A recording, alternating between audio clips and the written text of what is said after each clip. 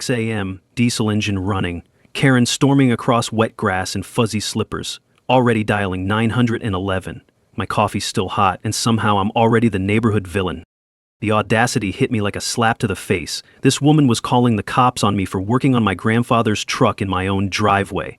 Karen Whitfield, HOA president and self-appointed neighborhood dictator, stood there in her pink bathrobe pointing at me like I'd committed murder instead of turning a wrench. "This noise ordinance violation ends now," she screamed into her phone, her voice shrill enough to wake the dead. I straightened up slowly, wiping greasy hands on my jeans, and couldn't help but smile. These entitled HOA tyrants had no idea who they were messing with. What Karen didn't know, what she'd never bothered to check, is that my family owned this land 30 years before her precious subdivision existed. Officer Martinez arrived 10 minutes later, ran the property records, and his confused expression told me everything I needed to know.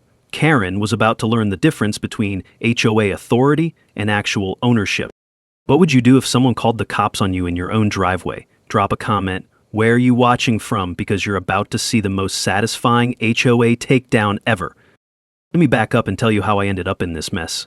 My name's Jake Morrison, and 6 months ago I inherited my grandfather's old farmhouse, all 2.3 acres of it, sitting right in the middle of what's now called Meadowbrook Estates. Grandpa bought this land back in 1962, when it was nothing but cornfields and cow pastures. He raised 5 kids here, including my dad, and I spent every summer of my childhood running through that red barn and helping with the vegetable garden. The house smells like coffee and sawdust exactly the way I remember it. When the developers came sniffing around in 1989, Grandpa was smart about it. He sold them the development rights to build their fancy subdivision, but he kept our 2.3 acres. The contract was crystal clear. The Morrison family land stays Morrison family land, period. I'm 45, recently divorced, and frankly, moving back here was the best decision I'd made in years. My ex-wife had wanted me to sell this place, said it was holding me back from opportunities. Turns out the only thing holding me back was her constant need for bigger houses and fancier cars. The neighborhood that grew up around Grandpa's farm is, well, it's something else. 47 identical beige houses with identical green lawns, each one looking like it rolled off an assembly line. Not a blade of grass out of place, not a car parked on the street overnight, not a single sign of actual human life. And ruling over this beige kingdom? Karen Whitfield, HOA president for 8 long years. Karen's 52, drives a white BMW that she washes twice a week, and has the kind of smile that makes you check your pockets afterward. She moved here for property values and standards, which apparently means making everyone else as miserable as she is. The woman has called code enforcement on neighbors for leaving Christmas lights up past January 2nd. I'm not kidding. For the first few months after I moved back, we coexisted peacefully. I kept to myself, worked on the house, helped my elderly neighbor Mrs. Chen with her groceries. But I guess Karen was just waiting for the right moment to pounce. That moment came 3 weeks ago. I found a printed violation notice taped to my front door. Professional letterhead, official-looking seal, the whole 9 yards. The complaint? Unapproved vehicle repairs, excessive noise, non-conforming landscaping. $500 in fines, payable within 30 days. Now maybe a small-town diesel mechanic, but I'm not stupid. I spent the next evening in the county recorder's office, going through every document related to this property. Guess what I found? Not a single signature from any Morrison family member on any HOA agreement, ever. We were grandfathered in, completely exempt. When I didn't pay Karen's made-up fine, she escalated, posted on the neighborhood Facebook group about how I was bringing down everyone's property values with my rural lifestyle choices. The comments were brutal. People calling me selfish, inconsiderate, a bad neighbor. These were folks I'd never even spoken to, forming opinions based on Karen's version of reality. That's when I decided to rebuild Grandpa's 1987 Chevy pickup. Call it a memorial project, call it therapy. Either way, I was going to bring that beautiful old truck back to life. 7 a.m. seemed like a perfectly reasonable time to start, well within city noise ordinances. The sound of Karen's slippers slapping against wet grass should have been my first warning, but honestly, I was focused on getting that carburetor cleaned, breathing in the familiar smell of diesel fuel and possibility. Officer Martinez, turns out we went to high school together, recognized me immediately. "Jake Morrison, haven't seen you since graduation. How's your grandpa?" "Passed away in April," I said, "left me the farm." That's when Martinez pulled up the property records on his computer. His eyebrows shot up like they were spring-loaded. Ma'am, he said to Karen, this gentleman owns this property, has for decades. Karen's face went through several interesting color changes. That's impossible. This is an HOA community. He has to follow our rules. Martinez looked at me, then back at Karen. Actually, ma'am, according to these records, his property predates your HOA by about 30 years. The look on Karen's face? Pure, undiluted rage, and I knew right then that this was just the beginning. Karen didn't take that revelation well. Not well at all. The next morning, my phone buzzed with a text from Mrs. Chen. Emergency HOA meeting tonight. Karen's lost her mind. I shouldn't have been surprised. When someone's entire identity revolves around controlling other people, discovering you can't control someone tends to break their brain a little. The meeting was called for 7 p.m. at the community center, a beige building that matches all the beige houses, because apparently diversity is against HOA bylaws. I decided to attend, partly out of curiosity and partly because I figured Karen would be talking about me anyway. The smell of burnt coffee and industrial carpet cleaner hit me the moment I walked in. Karen stood at the front of the room behind a folding table wearing a navy blazer that screamed, "I demand to speak to your manager." She'd prepared a PowerPoint presentation about me. "Ladies and gentlemen," she began, clicking to a slide titled "Protecting Our Community Standards," "we face an unprecedented threat to our property values." Up on the screen, photos of my property. My vegetable garden, labeled unapproved agricultural activity. My work truck, labeled commercial vehicle violation. The barn my grandfather built in 1963, labeled non-conforming structure. This individual, she said, pointing at me like I was some kind of exotic disease, refuses to comply with basic community standards. His property maintenance threatens everything we've worked to build here. I raised my hand. "Karen, can I ask a question?" Her eye actually twitched. "This is not a discussion period." "Right, but you're showing pictures of my property without permission, making claims about violations that don't apply to me, and calling me this individual when I'm sitting right here. My name's Jake, by the way." A few neighbors chuckled. Karen's face turned the color of a ripe tomato. She clicked to the next slide. Legal action required. The board, 4 people who looked like they'd rather be anywhere else, voted 4-1 to pursue all available legal remedies. Mrs. Chen was the lone dissenter, bless her heart.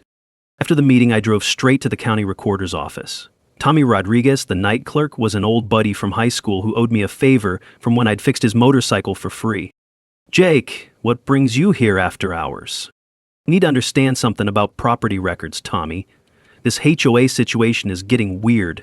Tommy pulled up the subdivision plat map from 1995 on his computer. There it was, clear as day, Parcel A, not subject to covenants. My 2.3 acres specifically excluded from all HOA authority. But here's where it got interesting.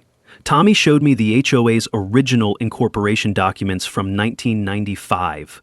According to their own founding paperwork, they had no authority over my land. Karen either never bothered checking the legal documents, or she'd been ignoring them for years. "Tommy," I said, studying the screen, "if they've been operating under false pretenses, what does that mean for their other activities?" "Well," he said, scrolling through more records, "if they've been collecting fees or making decisions about property they don't actually control." That's when we found it. The HOA's 2019 annual report listed total acreage under their management as 17.3 acres, but according to the legal documents, they only had authority over 15 acres.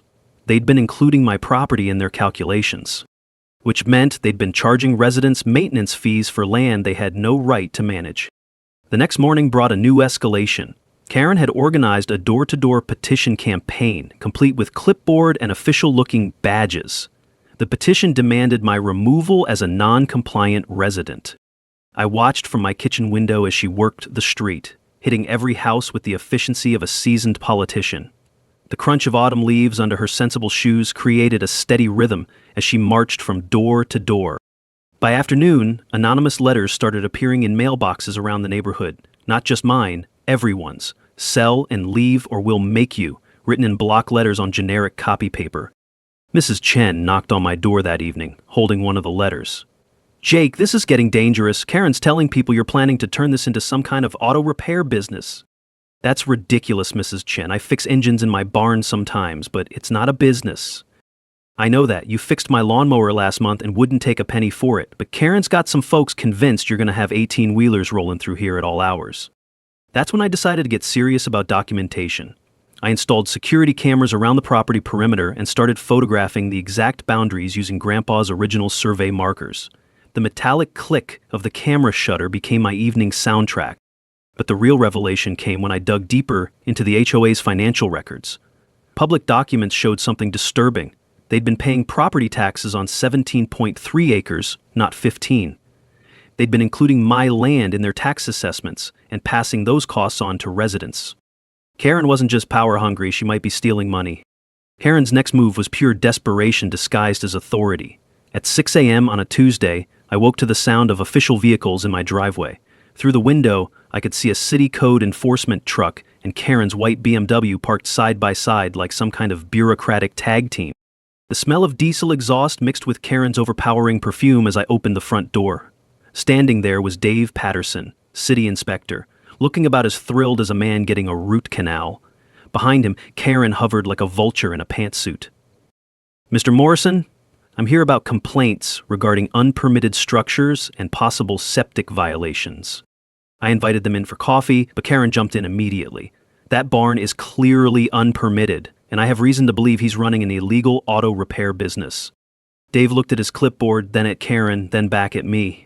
"Sir, do you have permits for that barn?" "From 1963, I said, pulling out Grandpa's old folder. "Would you like to see them?" The look on Karen's face was priceless, like someone had just told her Santa Claus was filing for bankruptcy. Dave examined the yellow documents with the care of an archaeologist. "These are grandfathered permits. Structure predates current zoning by about 40 years. He turned to Karen. "Ma'am, this is all perfectly legal." But Karen wasn't done. "What about the septic system? I'm sure it's not up to code." 20 minutes later, after Dave had poked around my perfectly functional septic system, he turned to Karen with barely concealed irritation. "Ma'am, everything here is up to code. Someone gave me false information." After they left, I called Sarah Kim, the property attorney Mrs. Chin had recommended. Sarah's office smelled like leather-bound law books and determination, which I found oddly comforting. "Jake," she said after reviewing my documents, "you're not just exempt from HOA authority. They may have been committing insurance fraud." Here's what Sarah discovered. The HOA had been including my property in their insurance coverage and collecting premiums from residents for land they had no legal right to represent. Legal knowledge nugget. When HOAs include non-member property in their insurance calculations, they're essentially collecting money under false pretenses. Takeaway: if your property predates the restrictions, you're usually protected and they can't charge you for coverage you never agreed to. While I was learning about my legal protections, Karen was escalating her public relations war. She'd created a fake Nextdoor account, Concerned Meadowbrook Resident 47, to post daily complaints about my declining property maintenance and suspicious vehicle activity. The woman had also organized what she called an emergency community meeting at the local library. She'd even contacted Channel 7 News, claiming there was a property value crisis threatening the entire neighborhood. I decided to attend her little show. The library meeting room buzzed with fluorescent lights and nervous energy. About 30 residents had shown up, along with Maria Santos from Channel 7. Karen stood at the front with another PowerPoint presentation, this one titled, "Protecting Our Investment." The smell of industrial coffee mixed with the tension in the air as Karen clicked through slides of misleading photos. My work truck became evidence of commercial activity. My vegetable garden became agricultural zoning violations. Then she showed a photo of my barn with the caption, "Potential environmental hazard." That's when I stood up. "Karen, can I ask where you got that photo?" She fumbled with her presentation remote. These are publicly visible structures." "Right, but that photo was taken from inside my barn, which means you were trespassing on my property to get it." The room went dead quiet. Even the fluorescent lights seemed to stop humming. I pulled out my folder of county documents. Since we're all here, maybe everyone should know the actual legal situation. Maria Santos perked up immediately, sensing a bigger story. I explained the property boundaries, the grandfathered rights, the HOA's lack of authority over my land. I showed them the incorporation documents that specifically excluded my property. I kept my voice calm and factual, while Karen's face went through several interesting color changes. "Furthermore," I continued, "I've discovered that the HOA has been charging all of you maintenance fees for my property, which they have no right to manage." That's when the real fireworks started. Residents began asking pointed questions about where their HOA fees were actually going. Karen stammered through non-answers, while Maria Santos scribbled notes furiously. 3 residents approached me after the meeting, apologizing for signing Karen's petition. "We had no idea about the legal situation," said Bob Henderson from Maple Street. "Karen made it sound like you were some kind of squatter." But the most interesting conversation was with Maria Santos. "Jake, I think there's a much bigger story here. Would you be willing to go on the record about HOA overreach?" As I drove home, I noticed Karen's BMW following me at a distance. When I pulled into my driveway, she drove past slowly, talking animatedly on her phone. The next morning brought a new escalation, a formal police report claiming I had threatened her during the library meeting. Karen was getting desperate, and desperate people do dangerous things. Karen's threat complaint landed on Detective Williams' desk on a Thursday morning. By Thursday afternoon, he was sitting in my kitchen, drinking coffee and looking mildly amused. "Jake, I've reviewed the library security footage. Unless threatening behavior now includes calmly reading legal documents aloud, I think Miss Whitfield might be wasting my time." Detective Williams was a methodical man who smelled faintly of cigarettes and skepticism. He'd been dealing with neighborhood disputes for 15 years, and something about Karen's story wasn't adding up. "She claims you've been harassing her, following her around, making threatening phone calls. But her phone records don't show any calls from your number, and your work schedule puts you at the garage during most of the alleged incidents." That's when things got interesting. While Detective Williams was debunking Karen's claims, my security cameras were capturing something much more damning. Karen herself, creeping around my property at 2 in the morning. The footage was crystal clear. Tuesday night, Karen's white BMW parked 3 houses down, her figure, clearly recognizable even in dark clothing, slipping between the shadows to photograph my vehicles and peer into barn windows. The crunch of gravel under her feet was audible on the audio feed. "Detective," I said, showing him the footage on my laptop, "I think Karen's projecting. She's accusing me of stalking behavior while literally stalking me." Williams leaned back in his chair, studying the screen. "Jake, this is harassment and trespassing. Want to press charges?" Before I could answer, my phone rang. Sarah Kim, my attorney, with news that changed everything. "Jake, you need to sit down. The private investigator Karen hired just called me." Apparently, Karen had spent $3,000 hiring Rick Donovan, a PI from Columbus, to find dirt on me. Rick had spent 2 weeks investigating my background, my finances, my work history, my divorce records. He'd even contacted my ex-wife, hoping she'd provide ammunition for character assassination. But here's the beautiful irony. Rick's investigation had turned up absolutely nothing questionable about me. Clean driving record, no criminal history, excellent work reputation, divorce settled amicably, without any accusations of wrongdoing. What Rick did find was information about Karen. "Jake," Sarah continued, "Mr. Donovan discovered that Karen's real estate license has 3 pending ethics violations. She's been using her HOA position to steer business to herself, creating conflicts of interest. And get this, she's been using HOA funds for personal expenses." The smell of revelation hung in the air like burned coffee. Rick Donovan, it turned out, had a conscience. When he realized he'd been hired to harass an innocent man while the real criminal was signing his checks, he decided to cooperate with us instead. Legal knowledge nugget. Private investigators who discover their clients are committing crimes have professional obligations to protect innocent targets. Takeaway: when someone hires a PI to investigate you and they find nothing, that investigator might become your strongest ally. Meanwhile, Karen's public campaign was backfiring spectacularly.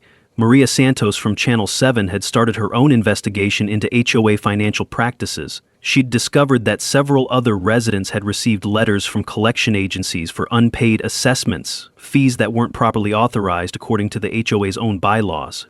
The community was beginning to fracture. Mrs. Chen organized a counter-petition supporting my property rights, while the neighborhood Facebook group split into warring factions. Pro-Karen residents posted about property values and community standards. Pro-Jake residents shared stories about Karen's authoritarian behavior and questionable financial decisions. Then Karen made her biggest mistake yet. Saturday afternoon, I was at Henderson's Hardware picking up supplies for winterizing the barn. The store smelled of sawdust and motor oil, familiar and comforting. I was comparing prices on weather stripping when Karen burst through the front door like a woman possessed. "There he is," she screamed, pointing at me with a trembling finger, "the man who's destroying our entire neighborhood." The other customers, maybe 8 people total, turned to stare. Bill Henderson, the store owner, looked up from his register with the expression of a man who'd seen too much drama for one lifetime. Karen launched into a tirade about property values, community standards, and my apparent plan to turn the neighborhood into a junkyard. Her voice grew higher and more shrill with each accusation. Spit flew from her lips as she gestured wildly. "He threatened me. He's harassing me. He's planning to open some kind of truck stop right in our backyard." I stood there, quietly, holding my weather stripping, letting her dig her own grave with words. "Ma'am," Bill Henderson said finally, "I'm going to have to ask you to lower your voice or leave the store." "Don't you understand?" Karen shrieked. "This man is a criminal, a threat to decent people." That's when young Ashley Morrison, no relation unfortunately, started recording with her smartphone. The video of Karen's complete meltdown would be viewed 47,000 times by Monday morning. But the best part? Sarah Kim had just discovered something in the county tax records that would blow this whole case wide open.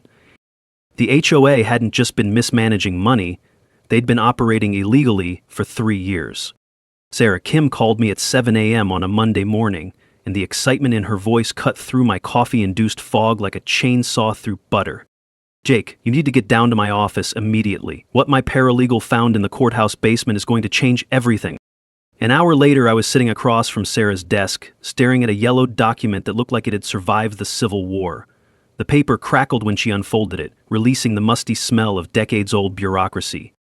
"This is your grandfather's original 1989 land purchase agreement," Sarah said, pointing to a clause buried in legal jargon. "Look at paragraph 7. I squinted at the faded typewriter text. "Right of first refusal on surrounding development. Mineral rights and easements retained. Reversion clause if homeowners association becomes defunct or non-compliant." "Jake," Sarah said, her eyes practically glowing, "if the HOA loses its legal standing, you don't just get to ignore their rules, you potentially inherit control over the entire 15-acre subdivision." My coffee mug stopped halfway to my lips. "Come again." "Your grandfather was smarter than anyone realized. This clause means that if the HOA ever becomes legally non-existent, all the development rights revert back to the Morrison family. You could literally own the whole neighborhood." While I was processing that bombshell, Sarah dropped another one. The forensic accountant finished reviewing the HOA's books. Karen didn't just embezzle money, she embezzled a lot of money, $127,000 over 4 years. The numbers were staggering. Karen had created a fake company called Meadowbrook Maintenance, LLC, and been billing the HOA for services that never existed. Lawn care that wasn't performed, repairs that were never made, supplies that were never delivered. The money went straight into her personal accounts. Legal knowledge nugget. Creating shell companies to steal from organizations you control is aggravated theft, not simple embezzlement. Takeaway: always check original property deeds. They might contain valuable rights you inherited without knowing it. But here's where it got truly devastating for Karen. The HOA itself had lost its legal standing. "They haven't filed their annual corporate paperwork with the state since 2022, Sarah explained. "Technically, the HOA doesn't exist anymore. Every decision Karen's made, every fee she's collected, every threat she's issued, it's all been without legal authority." The HOA had been a ghost organization for 3 years, collecting money and making rules with no more legal standing than my neighborhood book club. So when Karen threatened to sue me, she was bluffing with a hand that didn't exist, Sarah finished. A non-existent organization can't file lawsuits. The implications hit me like a freight train. Not only was I exempt from HOA rules, but those rules technically didn't exist anymore anyway. Karen had been running an elaborate con game, collecting fees and wielding authority she hadn't legally possessed since 2022. My phone buzzed with a text from Mrs. Chen. "Karen's calling, emergency board meeting tonight. Says she has new legal strategy to handle Jake's situation. Something's wrong. She looks panicked." "Sarah," I said, "what happens if word gets out that the HOA has been operating illegally for 3 years? Well, every fee collected since 2022 was obtained under false pretenses. Residents could file for full refunds. There could be criminal charges for theft and fraud, and if someone wanted to press their legal advantage, she gestured at Grandpa's document, you could force the entire neighborhood to acknowledge that you own their development rights. Every resident would technically need your permission to maintain their properties according to the original 1989 agreement. The irony was delicious. Karen had spent months trying to control me, not realizing that I might actually have the legal right to control everyone else. But with great power comes great responsibility, and I was starting to form a plan that would give Karen exactly what she deserved, while protecting the innocent neighbors who'd been caught in her web of lies. Sarah, I said, I think it's time Karen learned what real legal authority looks like. That evening, my kitchen table became mission control for the most satisfying legal takedown in Meadowbrook Estates history. The oak's surface groaned under the weight of legal documents, financial records, and enough evidence to bury Karen's schemes deeper than my grandfather's old well. Sarah Kim sat across from me, her laptop glowing in the lamplight. Mrs. Chen occupied the chair to my right, sipping jasmine tea and offering the kind of strategic wisdom that comes from surviving 83 years of neighborhood politics. Maria Santos from Channel 7 had her recording equipment spread across one end of the table, while Officer Martinez, officially off duty but personally invested, reviewed the criminal evidence we'd assembled. The smell of coffee mixed with Mrs. Chen's tea, creating an oddly comforting atmosphere for planning someone's professional destruction. All right, Sarah said, pulling up her legal strategy document. We're going to hit Karen with a three-pronged attack: criminal charges, civil recovery, and complete HOA dissolution. She clicked to her first slide, criminal side. I've already filed complaints with the State Attorney General for corporate fraud and elder abuse. The FBI's Financial Crimes Unit is interested because Karen's shell company operated across state lines when she used HOA funds for that Florida vacation. Maria Santos looked up from her notes. What about the media angle? That's where you come in, Sarah continued. We need this story to go public in a way that protects the innocent residents while exposing Karen's crimes. Can Channel 7 handle a week-long investigative series? Maria grinned. HOA corruption stories get massive ratings. My news director will love this. Officer Martinez leaned forward. From a law enforcement perspective, we need to coordinate timing. If Karen realizes how deep this investigation goes, she might try to flee or destroy evidence. Legal knowledge nugget. Triple damages are available in fraud cases where the defendant acted with deliberate malice against vulnerable victims like elderly residents. Takeaway: recording HOA meetings and keeping financial records protects your entire community from predatory board members. Mrs. Chen set down her teacup with a delicate clink. Jake, what about the other residents? Many of them believed Karen's lies about you. They're victims too. That's where our community outreach plan came in. Mrs. Chen would lead a door-to-door education campaign, explaining residents' rights and teaching them how to check their HOA's legal status with the state corporate registry.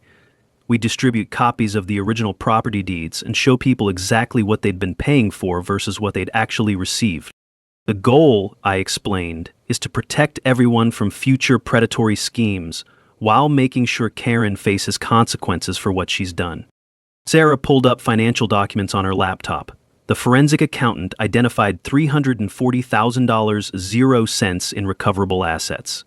Karen's Florida condo, the BMW lease, even her jewelry collection purchased with HOA funds. We can get most of the stolen money back.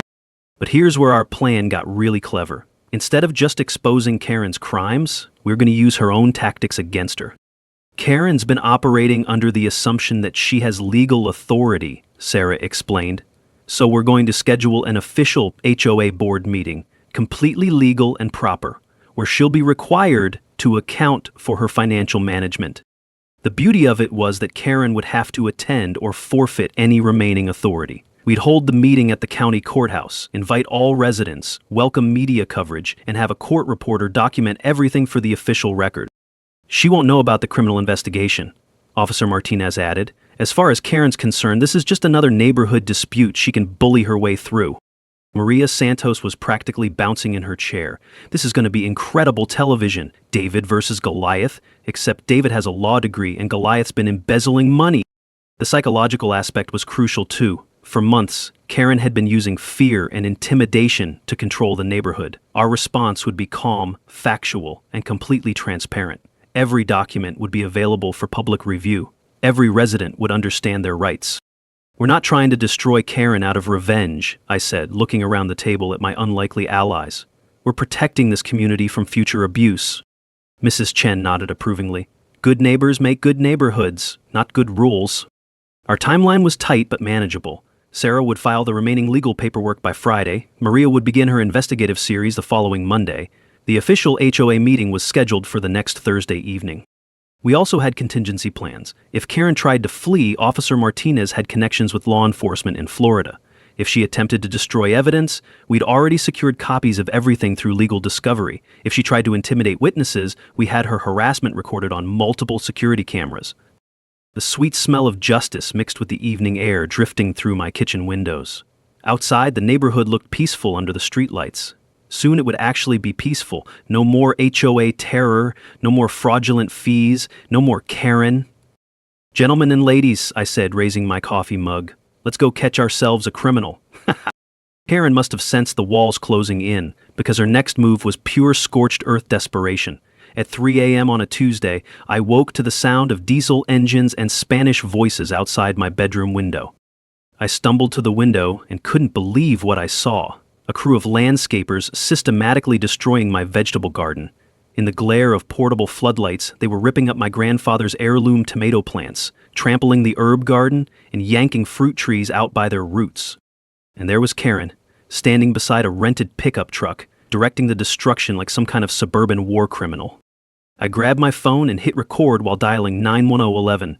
The security cameras were capturing everything, but I wanted backup footage. The smell of diesel exhaust mixed with the scent of crushed basil and destroyed dreams. "Ma'am, you need to stop this immediately," I called out, stepping onto my porch in pajamas and work boots. Karen turned toward me with wild eyes. "I have HOA authority to remove non-compliant plantings?" "At 3 in the morning, with a crew you hired?" One of the landscapers looked confused. "Lady, you said this was your property." "It is. I'm the HOA president." The poor guy looked between Karen and me, clearly realizing he'd been dragged into something illegal. Smart man dropped his shovel and walked back to his truck. Detective Williams arrived within 10 minutes, followed by Officer Martinez and another patrol car. The flashing lights turned my front yard into a crime scene light show. "Mrs. Whitfield," Detective Williams said, surveying the destruction, "you're under arrest for criminal mischief and trespassing." But Karen wasn't done yet. While being handcuffed, she screamed about her rights as an HOA board member and how I was destroying the neighborhood. The landscaping crew, meanwhile, was providing statements about how Karen had hired them to remove unauthorized plantings from HOA property. $3,000 worth of damage to plants that had been growing on my family's land since before Karen was born. The next morning brought an even more desperate escalation. Karen, released on bail, had apparently decided that if she couldn't destroy my property legally, she'd try sabotage instead. I discovered the diesel fuel leak when I went to start my work truck. Someone had punctured the fuel tank overnight, and the sweet smell of diesel was spreading across my gravel driveway like a toxic rainbow. Security cameras showed a figure in dark clothing around 2 a.m., but they'd been careful to avoid facial identification. Sarah Kim was furious when I called her. "Jake, this is escalating beyond neighborhood disputes. Karen's looking at felony charges now." But the real revelation came when Rick Donovan, the private investigator, called with an update on his financial investigation. "Jake, Karen's been busier than we thought. I found 12 other neighborhoods where she pulled similar schemes over the past 5 years. Real estate license violations in 3 counties. She's been targeting elderly residents specifically, using her HOA positions to create artificial property emergencies that require her real estate services. The pattern was sickening. Karen would join an HOA board, manufacture crises about property values, pressure elderly residents to sell quickly, then pocket the commissions while collecting kickbacks from developers. She'd stolen an estimated $400,000, 0 cents, across multiple communities. "The FBI's building a federal case for interstate fraud," Rick continued. "Your neighborhood was just her latest hunting ground." Meanwhile, Karen's personal life was imploding as spectacularly as her criminal enterprise. Her husband Bob filed for divorce after discovering the financial crimes, taking their 2 kids and moving in with his sister. Karen's adult son Derek flew in from California to handle the situation, which apparently meant threatening me outside the grocery store. "My mom's a good person," Derek shouted, jabbing his finger toward my chest. "You're destroying her life with these lies." I stepped back calmly. Derek, your mom embezzled over $100,000 from this neighborhood alone. That's not a lie. That's mathematics. I don't care what your fake documents say, she's my mother. That's when Officer Martinez happened to walk out of the grocery store. Derek's voice had been loud enough to hear from the parking lot, and making threats in public tends to attract police attention. Sir, I'm going to need you to step away from Mr. Morrison, Martinez said, his hand resting casually on his radio. Derek made the mistake of escalating further. This whole town is corrupt. You're all protecting this criminal. 3 minutes later, Derek was in handcuffs for menacing and disorderly conduct. The irony wasn't lost on me. Karen's own son had just been arrested while defending her honor. That evening, Maria Santos called with news that made my day complete. Jake, Karen tried to contact my news director to kill the investigative series. She offered him a $5,000 bribe to focus on more important stories. Karen had just added attempted bribery of a journalist to her growing list of crimes. The woman was digging her own grave with a steam shovel. Maria, I said, I think we're ready for the final confrontation. The courthouse meeting was scheduled for 7 p.m. on a Thursday, but Karen arrived at 6:30 with the determination of a general preparing for her last battle. I watched from my truck as she lugged boxes of evidence up the courthouse steps, her heels clicking against concrete like a countdown timer to her own destruction. She'd brought backup too. Her husband, Bob, despite filing for divorce, stood beside her looking like a man attending his own funeral. Derek, fresh out of jail on bail, hovered near the courthouse entrance, making aggressive gestures at anyone who looked sympathetic to me.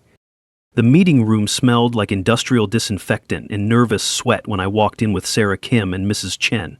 Karen had set up a laptop and projector at the front, surrounded by bankers' boxes labeled "Evidence of Harassment" in her precise handwriting. 47 residents had shown up, the largest HOA meeting in the neighborhood's history. Maria Santos and her Channel 7 crew occupied the back corner, cameras rolling. County Prosecutor Janet Stevens sat in the front row with a briefcase that probably contained Karen's future. FBI agent Patricia Wong observed from the side wall, taking notes. The tension in the room was thick enough to cut with a rusty butter knife. Karen called the meeting to order with trembling hands, trying to project the authority she'd wielded for 8 years. Ladies and gentlemen, we're here tonight to address the ongoing harassment campaign against your elected HOA leadership.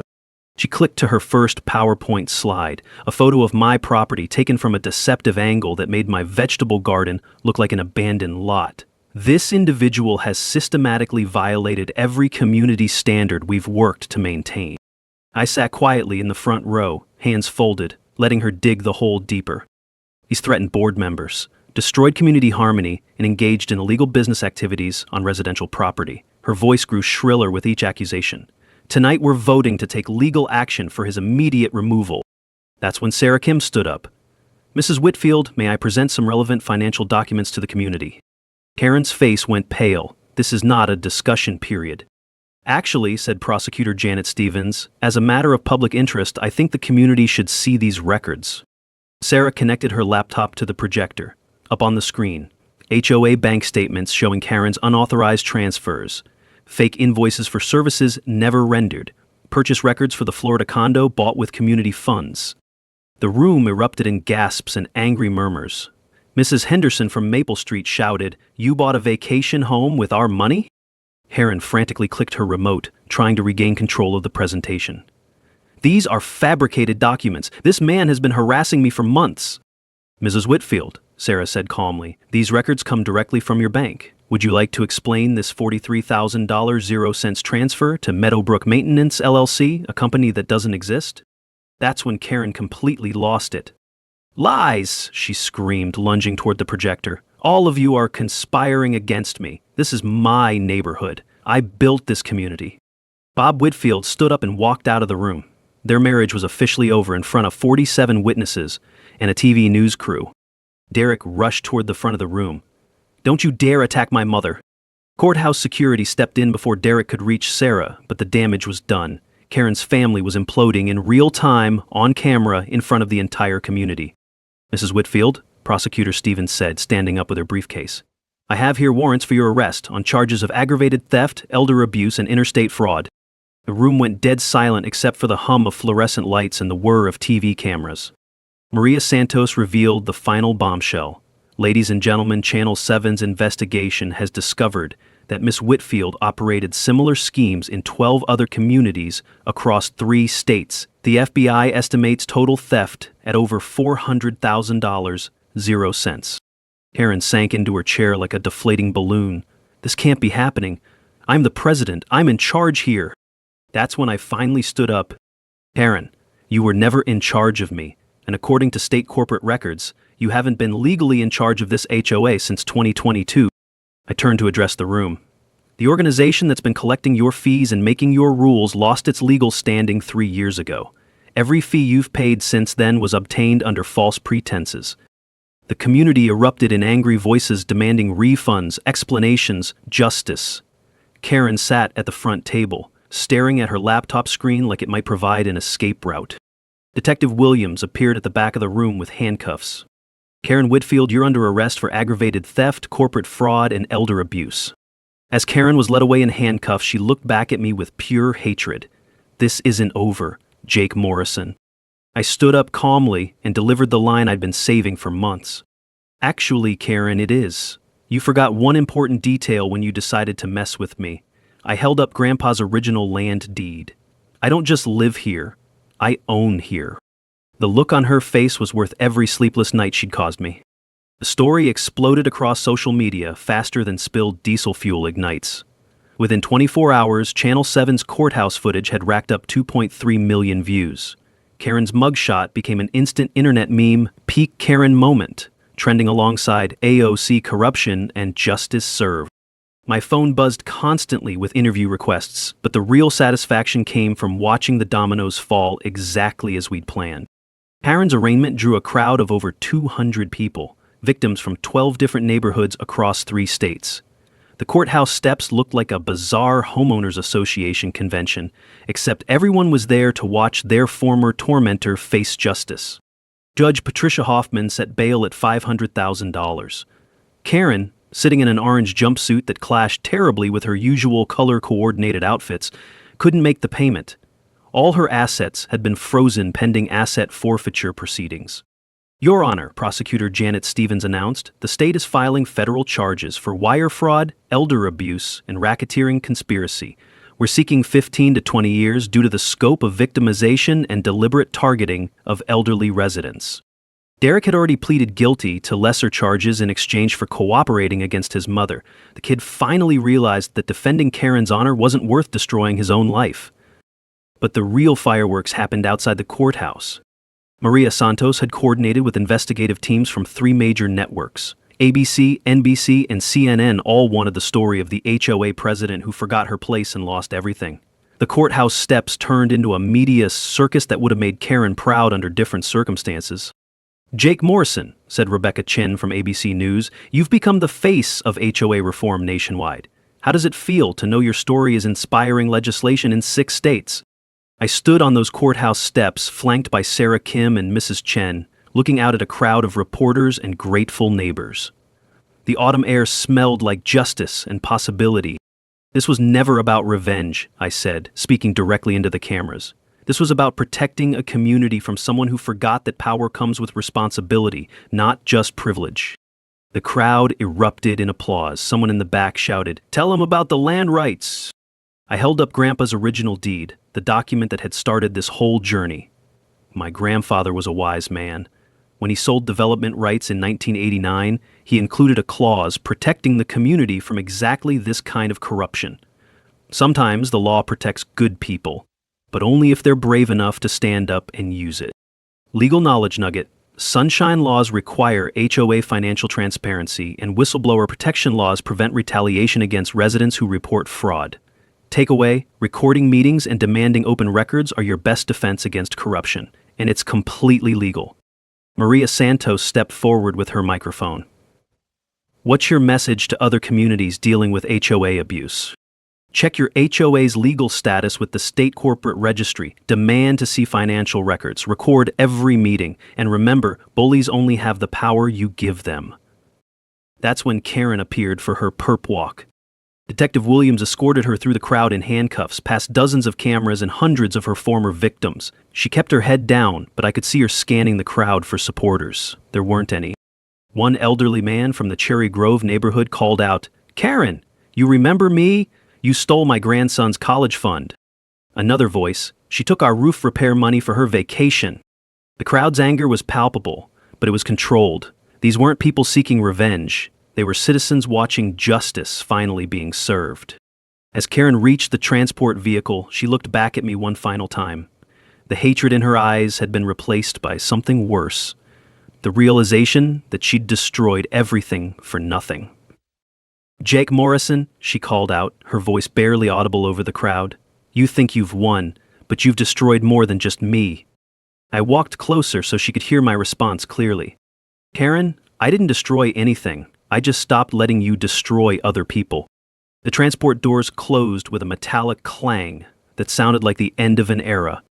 Reporter after reporter wanted quotes, but the most important conversation happened with Mrs. Chen as we walked back to my truck. "Jake," she said, taking my arm with her weathered hand, "your grandfather would be proud. You used his gift not just to protect yourself, but to protect all of us." The drive home took us through the neighborhood Karen had terrorized for 8 years. Kids were playing in yards without fear of violation notices. Neighbors were talking over fence lines without worrying about being reported. For sale signs that had appeared during the crisis were coming down as families decided to stay. The mic drop moment, sometimes standing up to one bully, protects thousands of future victims.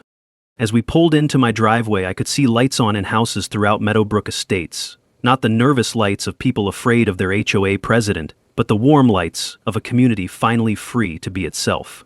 Karen's reign of terror was over. Now the real work could begin. 6 months later, I'm sitting on my front porch watching the best sunset Meadowbrook Estates has seen in years.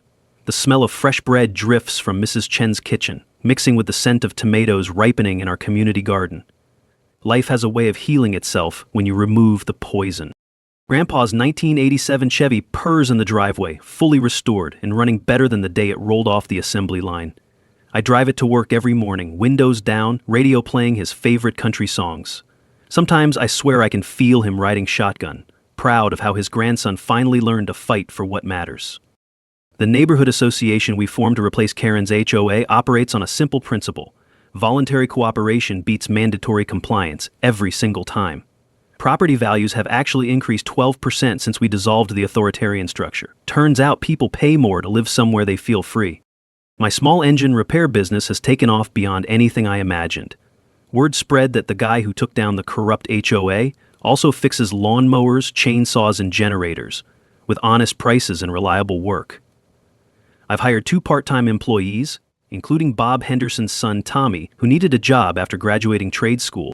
The Red Barn has become the heart of our community. Monthly potluck dinners bring neighbors together to share food, stories, and the kind of genuine friendship that HOA rules could never manufacture. Last month, we hosted 83 people for Mrs. Chen's 84th birthday party. The sound of laughter echoing off those old wooden beams would have made Grandpa smile. Sarah, Kim, and I got married in that same barn on a crisp October morning exactly 1 year after Karen's arrest. Mrs. Chen officiated. She'd gotten ordained online specifically for the occasion, cackling with delight as she pronounced us husband and wife under the authority of love, not lawyers. Karen's serving her 12-year federal sentence at a minimum security facility in West Virginia. Her cellmate, ironically, is another HOA embezzler from Nevada who ran a similar scam. Derek visits occasionally, but their relationship remains strained. Some bridges burn too completely to rebuild. The ripple effects of our story continue spreading. The Ohio legislature passed the HOA Transparency Act, requiring annual independent audits and open financial records. 47 copycat investigations have been launched nationwide, recovering over $2,300,000, 0 cents in fraudulent fees, and sending 6 more predatory board members to prison. Testified before a congressional subcommittee on housing policy, sharing Grandpa's story and explaining how ordinary citizens can protect themselves from institutional bullying. Legal knowledge nugget. Sunshine laws requiring public meetings and open records are now standard in 34 states. Final takeaway. The best defense against corruption is an informed community that demands transparency. The community garden on my land produces enough vegetables to supply our local food bank year-round. We've established the Morrison Family Scholarship Fund, sending kids to trade schools and community colleges.